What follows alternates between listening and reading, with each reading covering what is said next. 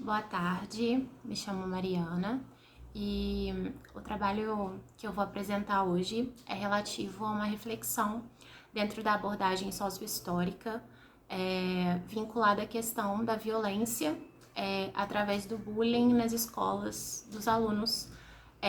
tidos como laudados, né? Alunos que possuem algum tipo de diagnóstico psicológico e como que essa violência se repercute no contexto escolar, não só entre os pares, né, entre alunos, mas também dentro de uma dinâmica pedagógica. O objetivo do trabalho, no primeiro momento,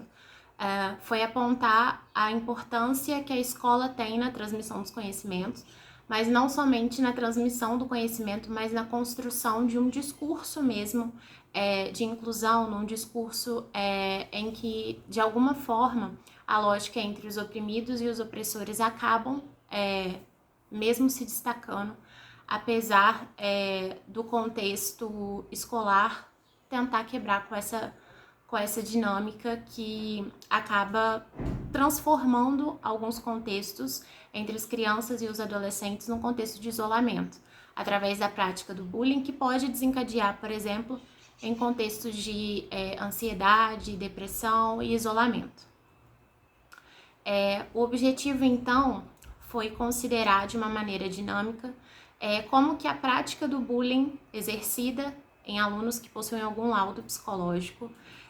como que isso reflete em violências que estão dentro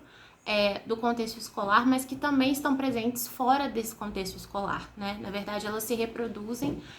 apesar de tentativas de práticas educacionais inclusivas. E isso impacta de forma significativa o contexto da psicologia dentro das escolas, né? Como que seria trabalhado, qual seria a possibilidade de uma prática da psicologia voltada para a saúde mental da infância e da juventude. A metodologia desse artigo, né, foi uma realização de uma revisão bibliográfica, uma revisão de literatura na temática do bullying, da violência escolar e da categoria de sintoma social. E o embasamento teórico foi da psicologia social, né, sociohistórica, da abordagem construtivista, né. Então, eu me apoiei na premissa de Vygotsky, da construção do saber, né, e do ser enquanto atuante dentro desses contextos. Como que seria a discussão, né, dessa temática da violência? Considerar que a violência ela não está presente só nas práticas de bullying ou nas práticas de isolamento dentro do contexto escolar, mas que elas também acontecem a partir de currículos pedagógicos que não acabam valorizando e incluindo de fato as demandas específicas desses alunos laudados. Na realidade, a gente acaba tendo alunos que são colocados em outras salas de aula com algum apoio pedagógico ou psicológico, numa tentativa de realmente tirar aquele aluno de um contexto de sala de aula, para que, de certa forma, os professores, a equipe que esteja ali trabalhando naquela área educacional, não tenha tanto retrabalho em adaptar o conteúdo, em fazer uma linguagem mais acessível. E o quanto isso prejudica e repercute um discurso violento. Não é uma violência física, não é uma violência, em alguns contextos não é uma violência verbal, mas ela acaba rotulando o aluno que é considerado um aluno diferente, porque ele tem um laudo psicológico ou um laudo médico.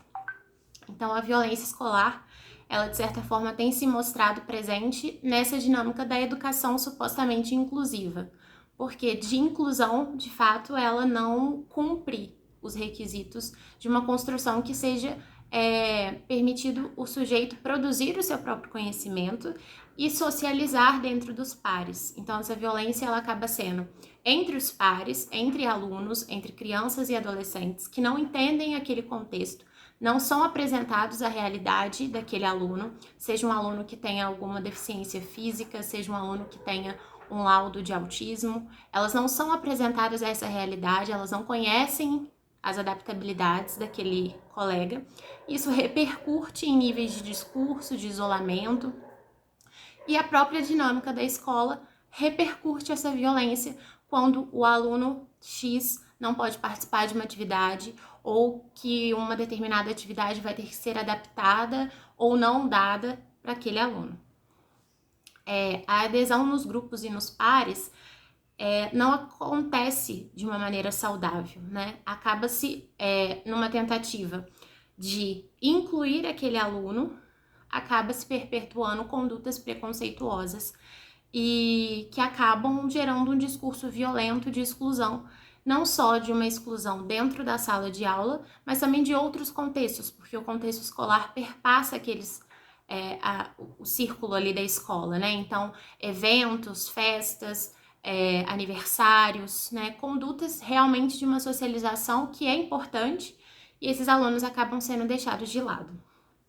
E nesse sentido, o objetivo principal do trabalho foi pensar como que a psicologia, tanto dentro da abordagem socioconstrutivista, quanto de uma abordagem, por exemplo, da psicologia escolar, de uma visão dentro da psicologia no contexto da educação, poderia contribuir com uma conduta mais saudável e menos impactante para a saúde mental das crianças e dos adolescentes, que seria justamente uma atuação ética que esteja comprometida com a realidade social daquele aluno, uma condição que não partiria somente de direcionar mediadoras ou estagiárias, seja de qual área for solicitada, a pedagogia ou a psicologia, mas que esses alunos pudessem ter,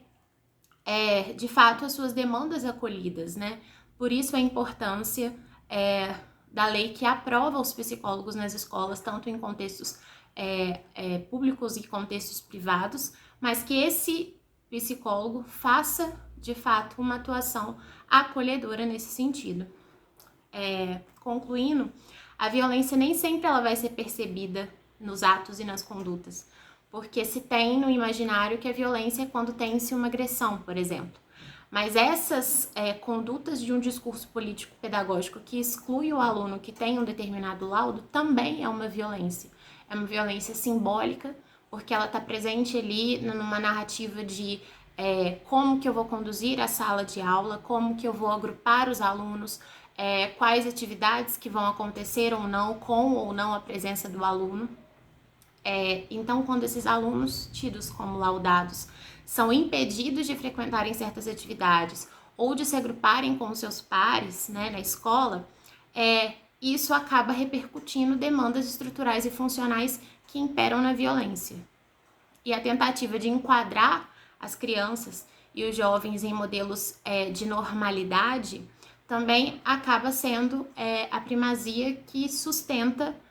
um discurso violento que vai se repercutindo desde do maternal até o ensino médio. Impacta na saúde mental, porque aqueles alunos que não conseguem acompanhar o ritmo da sala de aula, o ritmo do professor, e já tem um determinado laudo, né, que lhe dá direito a ter uma mediação, isso acaba se tornando também um discurso violento. De uma maneira geral, foi esse o objetivo do trabalho, fazer um apanhado de como que o aspecto psicossocial pode contribuir com uma atuação de uma psicologia mais comprometida dentro do contexto escolar e como que esse contexto escolar pode, de certa forma, romper com alguns discursos que já estão incrustados na sociedade entre oprimidos e opressores, entre violentados e violentos, para, de certa forma, essa vivência educacional ser o mais saudável possível para os sujeitos. É isso. Muito obrigada. Vou deixar os contatos